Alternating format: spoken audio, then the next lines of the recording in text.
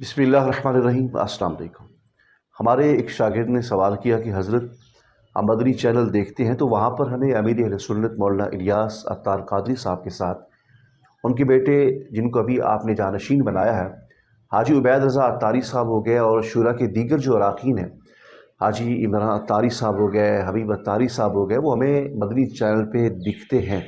लेकिन उनके साहबजादे हाजी बिलाल अत्तार कादरी साहब जिनको बहुत अरसा हो गया हमने मदनी चैनल के ऊपर नहीं देखा और ना ही दीगर मामलात में दीगर प्रोग्राम के अंदर हमने इनको अपने वालिद के करीब नहीं देखा। आखिर इसकी क्या वजह है?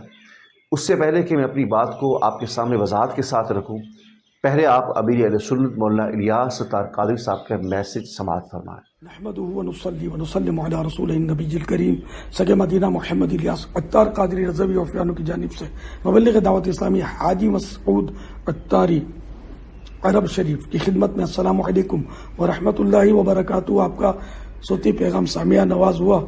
एक और सोती पैगाम भी आपने वो भिजवाया है जिसके उसमें आपने कहा है कि अगर आपकी सुलह हो गई हाजी बिलाल रज़ा जो आपके बेटे हैं इनसे, तो फिर ये कि मरकज़ी मजलिस शुरा को कहें कि इनका जदवल बनाएं वगैरह। तो बात यह कि 25 सफ़रुल मुज़फ़्फ़र 1440 हिजरी सरकार आला हज़रत रहमतुल्लाह तआला अलैह का उर्स मुबारक था और इस सिलसिले में मैंने अपने गरीब खाने पर वो लंगर रज़विया की तरकीब रखी थी। कई इस्लामी भाई इसमें शरीक थे, जिसमें मैंने अपने बेटे हाजी बिलाल को भी दावत दी थी। मेरे फर्जंद है और सिले रहमी की नीयत थी मेरी।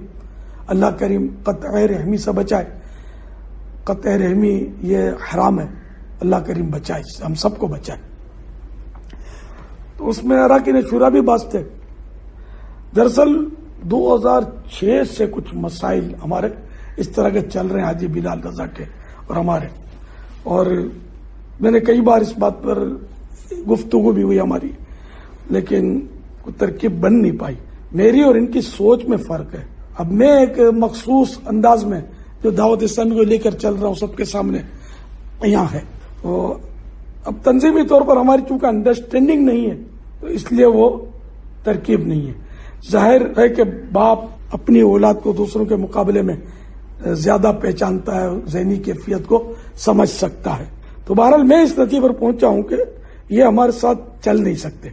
जिस तरह दीगर अंजुमन इदारे वाइजीन मुकर्रिरीन अपने अपने तौर पर कर रहे हैं, तो ये भी दावत इस्लामी से अलग थलग रहकर अपने तौर पर बयानत वगैरह कर रहे हैं। और किसी को किसी सुन्नी की बिला इजाजत शरई मुखालफत करनी भी नहीं चाहिए। दावत इस्लामी वालों को चाहिए कि मेरी बनाई हुई मरकजी मजलिस शूरा की इताअत करें और इनके मातहत रहकर मदनी काम की धूम धाम जारी रखें। अल्लाह करीम हम सबको बेहिसाब मगफिरत से मुशर्रफ फरमाए और हमसे हमेशा हमेशा के लिए राजी हो। नाज़रीन इकराम, आपने अमीर अहले सुन्नत मौलाना इलियास अत्तार कादरी साहब का मैसेज सुना है। यकीनन आपके जो तहफ़्फ़ुज़ात हैं वो भी दूर हो गए होंगे और जो सवालात ज़हन के अंदर इंतशार और खलिश को पैदा कर रहे थे उनके जवाबात भी आपको मिल गए होंगे। मौलाना इलियास अत्तार कादरी साहब ने वाज़ेह कहा कि 2006 से मेरे और मेरे बेटे के दरमियान जो इख्तिलाफ़ चल रहे हैं वो खुदा न खास्ता ज़ाती किस्म के इख्तिलाफ़ात नहीं हैं, कोई इक़्तिदार कोई दौलत की वजह से इख्तिलाफ़ात नहीं हैं, बल्कि तंजीमी जो सरगर्मी है उसके हवाले से हमारी सोच नहीं मिलती, हमारी आपस में अंडरस्टैंडिंग नहीं हुई। और मौलाना इलियास अत्तार कादरी साहब ने यह वाज़ेह कहा कि मैं 40 साल से इस तंजीम को लेकर चल रहा हूँ। ये तंजीम कोई एक इलाके की, एक शहर की तंजीम नहीं है, बल्कि एक आलमी सतह की तंजीम है। तो साफ ज़ाहिर है आलमी सतह की जो तंजीम होती है वहाँ पर फिर किसी की सोच को कुर्बान किया जा सकता है। तो मौलाना इलियास अत्तार कादरी साहब ने फरमाया कि मैं 40 साल से इस तंजीम को लेकर चल रहा हूँ और फिर कोई ये कहे कि नहीं इस तरह नहीं होना चाहिए, तो उनको इस बात का इल्म नहीं है कि तंजीम को किस तरह लेकर जो है वो चलते हैं, इसके अंदर कितनी कुर्बानियाँ दी जाती हैं, इसके अंदर कितनी मेहनत की जाती है। तो आपने ये वाज़ेह कर दिया अमीर अहले सुन्नत ने कि हमारा कोई ज़ाती इख्तिलाफ़ नहीं है, बल्कि हमारी आपस में ज़हनी सोच नहीं मिली, आपस में अंडरस्टैंड नहीं हुई, जिसकी वजह से जो बिलाल अत्तारी साहब है वो अलग होकर जो है वो दीन का काम कर रहे हैं। बाकी रहा कि हमें क्या करना चाहिए। याद रखें ہمیں کسی کی مخالفت نہیں کرنی چاہیے.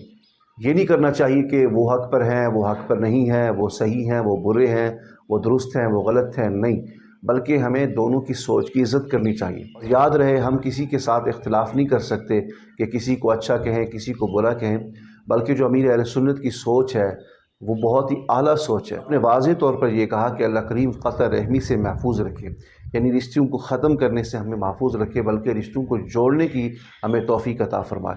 تو مولانا الیاس طار قادری صاحب نے جو فرمایا ہے کہ ہمارے درمیان انڈرسٹینڈنگ جو ہے وہ تنظیم کے حوالے سے نہیں ہوئی. ایک تنظیم جس کو 40 سال سے امیر اہل سنت لے کے چل رہے ہوں، اس میں اگر کسی نوجوان شخصیت کا ذہن نہیں ملتا تو اس میں ہم یہ نہیں کہیں گے کہ امیر اہل سنت کا قصور ہے، بلکہ ہم اپنی سوچ کو قصوروار ٹھہرائیں گے. اور ہمارا حق یہ نہیں ہے کہ ہم کسی کو حق پہ کہیں، کسی کو برا کہیں، بلکہ ہمیں دونوں کا جو ہے وہ احترام کرنا چاہیے، دونوں کی سوچ جو ہے ان کی عزت کرنی چاہیے.